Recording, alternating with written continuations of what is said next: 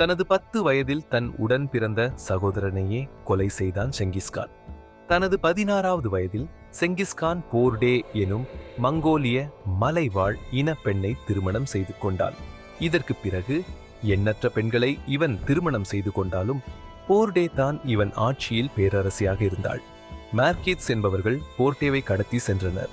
கேரீத் என்பவர்களது உதவியோடு போர்டேவை காப்பாற்றி வந்தான் செங்கிஸ்கான். இதன் பிறகுதான் செங்கிஸ்கானின் முதல் மகன் பிறந்தான்.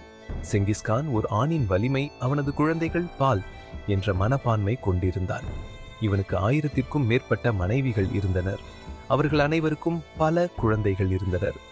ஆசியாவில் இருக்கும் 8% ஆண்கள் செங்கிஸ்கானின் வழித்தோன்றல்கள் என ஒரு புள்ளி விவரம் கூறுகிறது.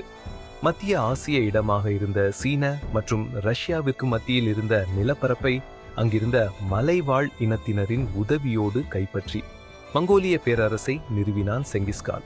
மங்கோலிய பேரரசு பசிபிக் கடலில் இருந்து கிழக்கு ஐரோப்பியா வரை கைப்பற்றி உலகின் மாபெரும் சாம்ராஜ்யமாக திகழ்ந்தது. ஹிட்லரை விட பல மடங்கு மக்களை படுகொலை செய்திருக்கிறது செங்கிஸ்கானின் இராணுவம்.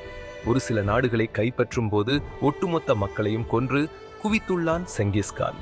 இவனது ஆட்சிக்கு கீழ் 40 மில்லியன் மக்கள் கொன்று குவிக்கப்பட்டுள்ளனர். பல போர்கள் வெற்றி என தொடர்ந்து சண்டையிட்டு வந்த செங்கிஸ்கான் 1227ஆம் ஆண்டு மரணமடைந்தான்.